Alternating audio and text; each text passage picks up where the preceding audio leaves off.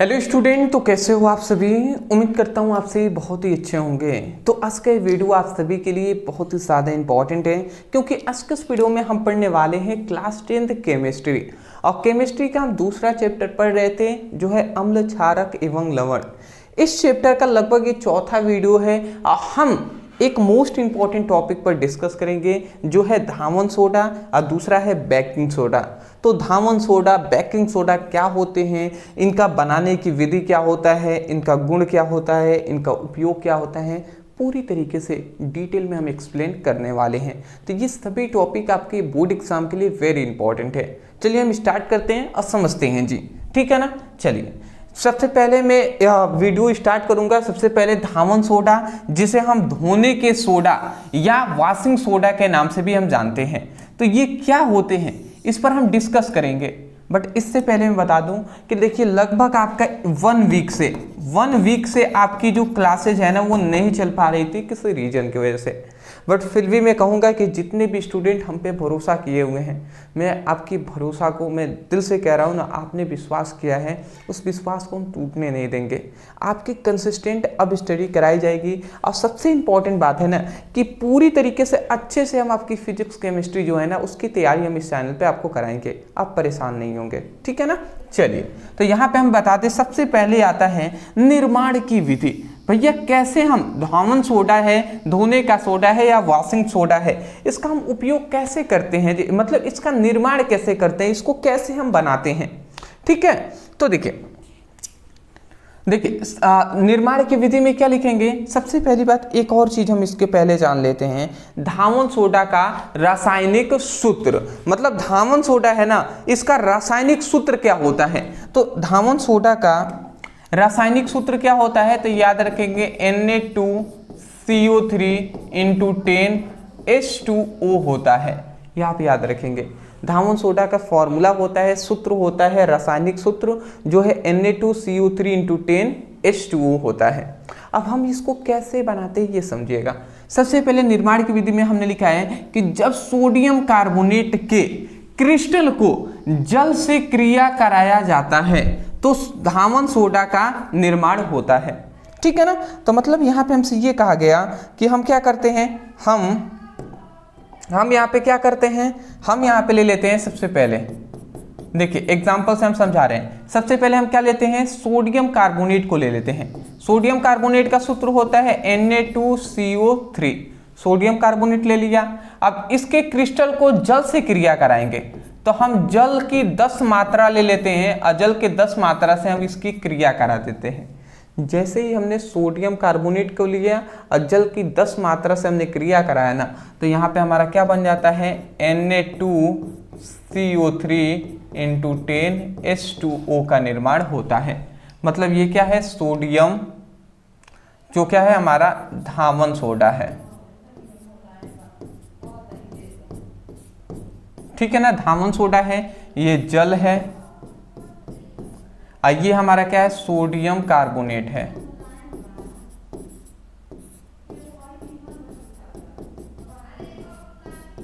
ठीक है ना। ये सोडियम कार्बोनेट है।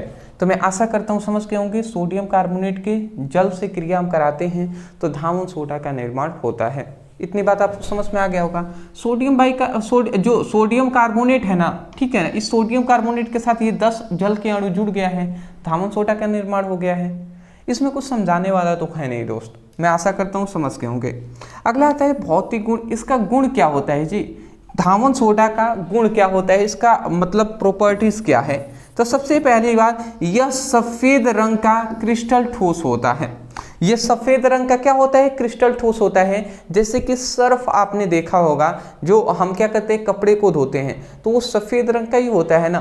तो वही है जी, हमारा सफेद रंग का एक क्रिस्टलीय ठोस होता है। अगला आता है, इसका स्वाद क्या होता है, क्षारीय होता है। क्या होता है, इसका स्वाद क्षारीय होता है, ठीक है, मतलब कड़वा जैसा लगता है। अगला हम कह सकते हैं, यह जल में घुलनशील होते हैं। मतलब जब हम इसको, जो हमारा धावन सोडा है, इसको जल में घोलेंगे ना तो घुल जाएगा, जैसे सर्फ घुल जाता है। अगला कहते हैं कि यह हाइड्रोस्कोप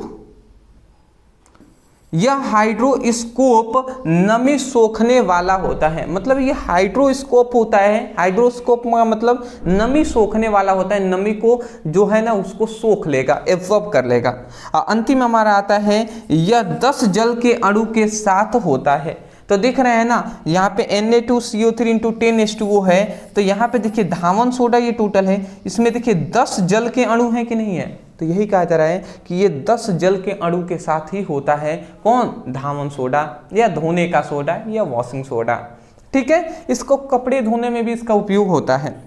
अगला आता है उपयोग। अब उपयोग कहाँ का है, इसके निम्नलिखित उपयोग हैं। सबसे पहला, कपड़े धोने के लिए घरेलू उपयोग। अरे बाबू, जो कपड़ा धोते हैं सर्फ यूज करते हैं वो धावन सोडा ही है, ठीक है ना। अगला आता है जल को मुलायम बनाने में। देखिए अगर सर्फ में आपने पानी में सर्फ को घोल दिए हैं, उसके बाद आप पानी को टच कीजिएगा, आपका हाथ बहुत ही मुलायम की तरफ फिसलने लगेगा, ऐसे होता है, तो वो हो गया जी। अगला आता है कांच है और साबुन और डिटर्जेंट बनाने में। मतलब कांच जो होता है उसका बनाने में भी धावन सोडा का उपयोग होता है, जो साबुन होता है उसमें भी धावन सोडा होता है, और जो डिटर्जेंट होते हैं जैसे हम सर्फ कह रहे हैं, तो सर्फ जो होता है उसमें भी क्या होता है, धावन सोडा की मात्रा होती है। समझ गए ना। तो ये हमारा पूरे हो गया धावन सोडा का इंफॉर्मेशन। इतना स्क्रीनशॉट ले लीजिए, ठीक है जी। इतना ही आपको लिखना है, इससे ज़्यादा आपको धावन सोडा के बारे में नहीं लिखना है, ठीक है ना। इतना लिख देंगे, क्लास 10th के लिए बहुत है। नेक्स्ट हमारा आता है जो है हमारा बेकिंग सोडा। अब बेकिंग सोडा क्या होता है समझिएगा।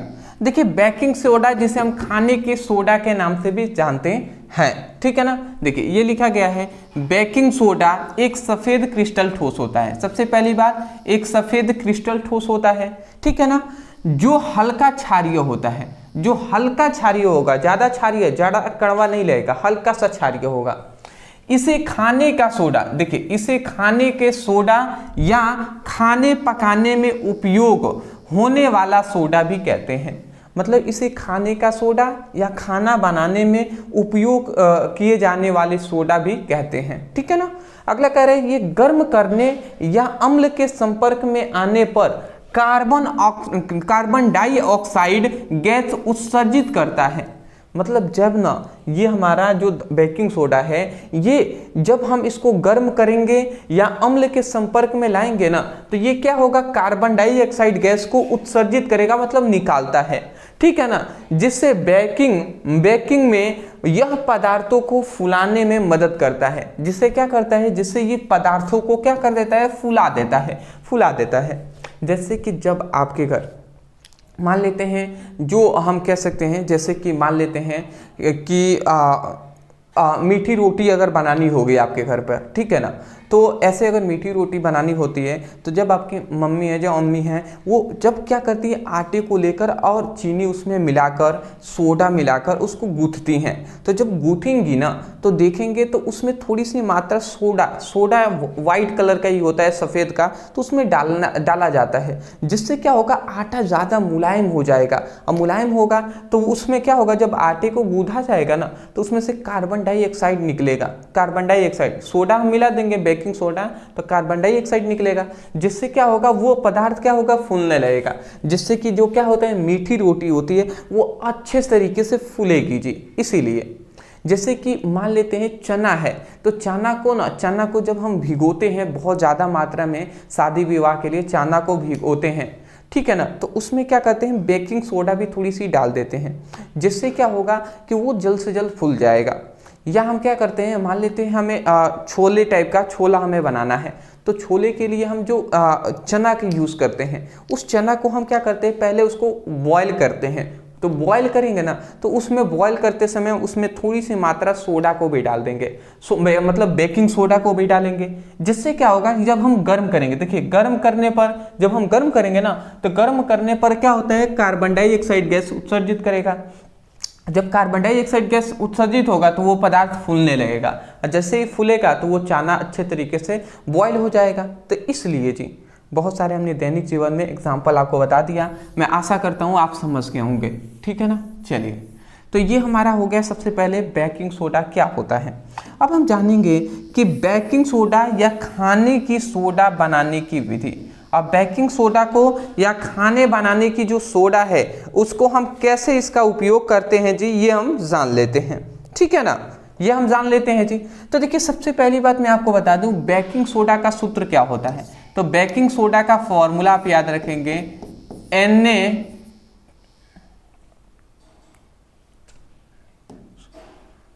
NaHCO3, ठीक है ना, सोडियम बाइकार्बोनेट या सोडियम हाइड्रोजन कार्बोनेट के भी नाम से जानते हैं। मतलब बेकिंग सोडा को सोडियम हाइड्रोजन कार्बोनेट कहते हैं या सोडियम बाइकार्बोनेट कहते हैं, ये इसका रासायनिक नाम है। रासायनिक नाम मैं यहाँ पे लिख दे रहा हूँ, देखिए रासायनिक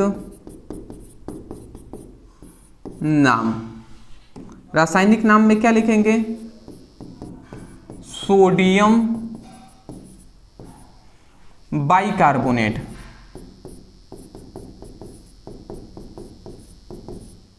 या सोडियम हाइड्रोजन कार्बोनेट कहेंगे।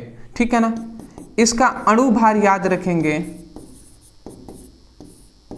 कितना होता है, 84 होता है। ठीक है ना, और इसका अणु सूत्र क्या होता है, NaHCO3 होता है। ठीक है ना, तो ये हमारा क्या हो गया, सोडियम बाइकार्बोनेट हो गया। अब इसकी बनाने की विधि हम जानेंगे कि इसको हम कैसे बनाते हैं जी। तो सबसे पहले कहा गया कि जब हम सोडियम कार्बोनेट के संतृप्त जलीय विलयन लेंगे, मतलब जल से हम क्रिया कराएंगे और उसमें कार्बन डाइऑक्साइड गैस को प्रवाहित करते हैं। तो जैसे ही कार्बन डाइऑक्साइड गैस को हम प्रवाहित करेंगे ना, तो हमारा क्या मिल जाएगा, हमारा मिल जाएगा सोडियम बाइकार्बोनेट का निर्माण हो जाता है। कैसे होगा समझिएगा। सबसे पहली बात कह रहा है कि सबसे पहले सोडियम कार्बोनेट को लेना है, तो सोडियम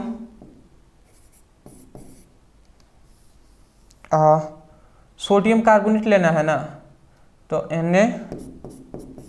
Na2CO3। तो Na2CO3 सबसे पहले हमने यहाँ पे सोडियम कार्बोनेट हमने ले लिया। अब सोडियम कार्बोनेट को हम क्या करेंगे, जलीय विलयन लेंगे। तो सोडियम कार्बोनेट के जल से हम क्रिया करा देंगे और इसमें कार्बन डाइऑक्साइड गैस प्रवाहित करेंगे। तो कार्बन डाइऑक्साइड गैस प्रवाहित करते हैं, जैसे ही हम ऐसा करते हैं ना, तो क्या मिल जाता है दोस्त, तो यहाँ पे हमें 2 मात्रा में NaHCO3 का निर्माण हो जाता है। समझ रहे हैं ना, तो ये हमारा हो गया जी। तो जब सोडियम कार्बोनेट को जलीय विलयन में, सोडियम कार्बोनेट के जलीय विलयन में कार्बन डाइऑक्साइड गैस को प्रवाहित करते हैं, तो सोडियम बाइकार्बोनेट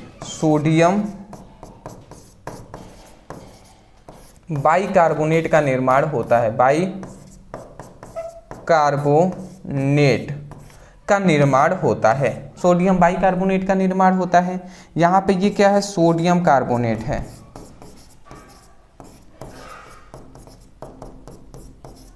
ये हमारा क्या है, सोडियम कार्बोनेट है।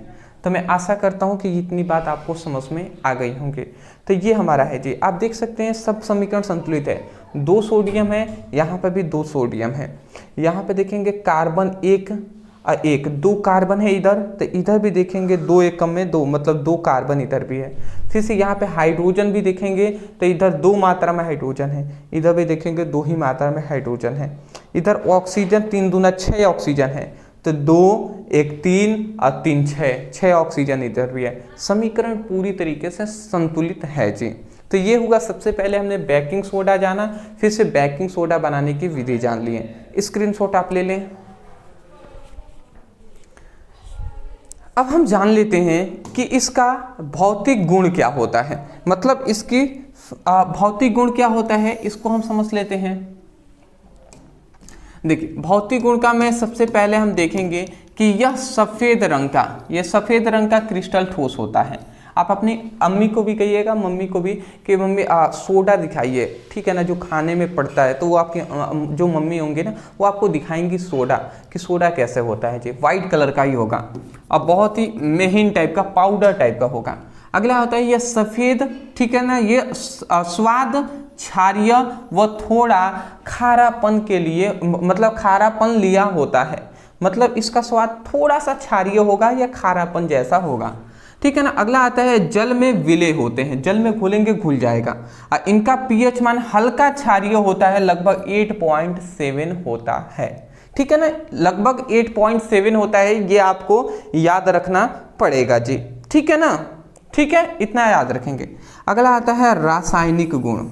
अब रासायनिक गुण क्या है, तो देखिए कह रहा है कि जब सोडियम बाइकार्बोनेट को 100 डिग्री सेल्सियस ताप पर गर्म करते हैं तो सोडियम बाइकार्बोनेट सोडियम कार्बोनेट में बदल जाता है। समझ रहे हैं, मतलब सिंपल सी बात है, हम ले लेते हैं सोडियम बाइकार्बोनेट, ठीक है ना, Na2CO3, यहाँ पे सोडियम बाइकार्बोनेट हमने ले लिया, ठीक है। तो सोडियम बाइकार्बोनेट लेना है ना, था सोडियम NaHCO3 होता है। तो देखिए हमने सोडियम बाइकार्बोनेट के 2 अणु हमने ले लिए हैं, इसको हम क्या कर देते हैं, इसको 100 डिग्री सेल्सियस ताप पर हम इसको क्या करते हैं, गर्म करते हैं। तो जब हम गर्म करेंगे ना, तो ये सोडियम बाइकार्बोनेट है, ये Na2CO3 सोडियम कार्बोनेट प्लस जल के अणु प्लस CO3 में टूट जाएगा। मतलब सिंपल सी बात है, ये क्या है, सोडियम बाइकार्बोनेट है।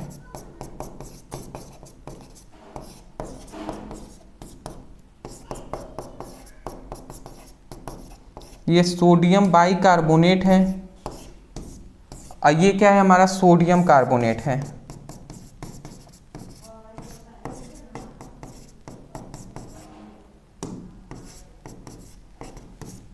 तो देखिए हम सबसे पहले समझे, सोडियम बाइकार्बोनेट को 100 डिग्री सेल्सियस ताप पर गर्म किए हैं, तो ये सोडियम बाइकार्बोनेट सोडियम कार्बोनेट में बदल गया है कि नहीं, बिल्कुल बदल गया है। तो वही लिखा जा रहा है, सोडियम बाइकार्बोनेट को 100 डिग्री से अधिक ताप पर गर्म करते हैं तो सोडियम बाइकार्बोनेट सोडियम कार्बोनेट में बदल जाता है।